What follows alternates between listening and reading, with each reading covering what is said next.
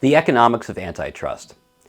The market theory of supply and demand was popularized, although probably not invented, by Adam Smith around 1776.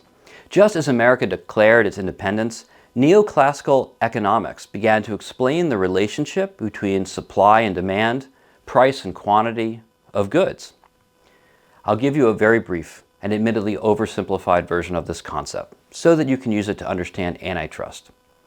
In a market that has enough consumers and producers of some good, the price will settle as some optimum number that results in the right amount of goods purchased and sold. No one person sets the price, not the guilds and not the monarch, but rather the so-called invisible hand of the marketplace guides the price towards some optimal equilibrium. Basically, it works like this. When more people demand something, it shocks the market and precipitates some change. Some of the new people who come to the marketplace are willing to pay more for the goods in it. This bids up the price. Increased demand increases price. But then some producers who could not previously offer the good at the lower price can now offer it profitably at the higher price. So some new sellers enter the market. This increases the quantity of goods sold, and the price falls because there is more supply. Increased supply decreases price. The result is a new equilibrium where there is a higher quantity of goods in the marketplace. Price will also be impacted, but how price changes is based on more complicated factors like elasticities of supply and demand, which we will set aside for now and return to when we discuss market definition. Now, this market process only works when there are enough producers and consumers who can readily enter or exit the market when it becomes profitable for them to buy or sell some good.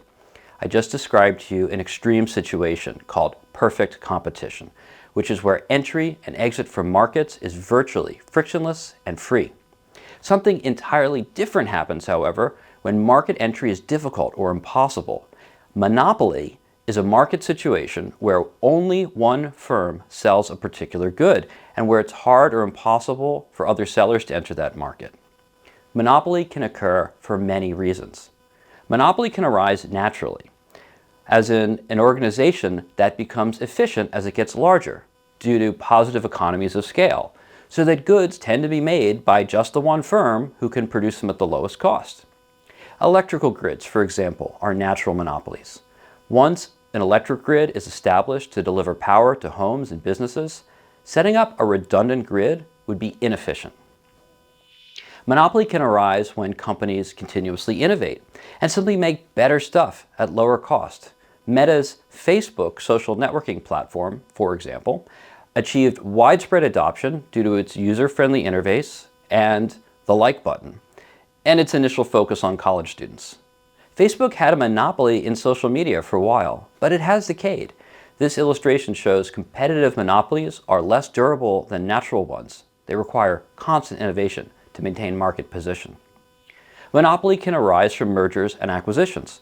Facebook purchased WhatsApp for many reasons, including that Facebook wanted to buy WhatsApp's large installed user base in Europe and attract the teenager demographics that were using the WhatsApp platform.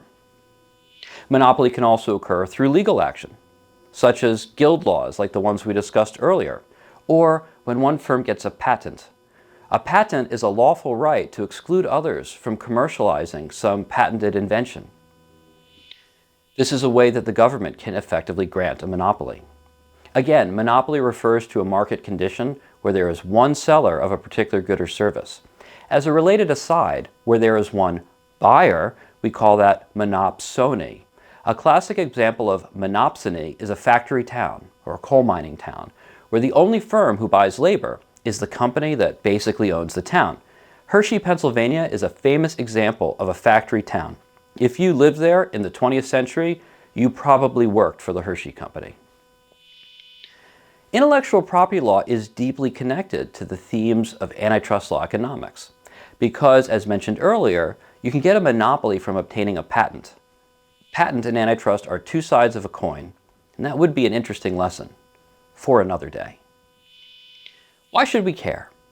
We should care how monopoly came to exist because there may be ex ante benefits from some company's effort to become a monopoly.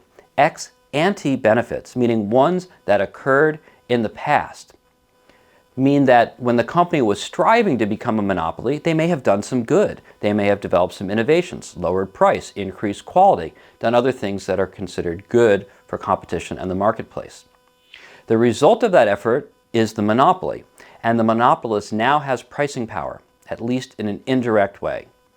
Although the invisible hand still technically sets the price, the monopolist, being the only entity producing the good, determines what quantity of good is produced. By fixing the quantity, this impacts the price. Monopolists therefore do not independently and unilaterally fix prices, although there is a different antitrust concern we should discuss regarding competitors fixing prices together, but rather monopolists determine the output quantity of some good. How do they determine this? The rational monopolist sets output quantity of some good to be where the monopolist maximizes profit.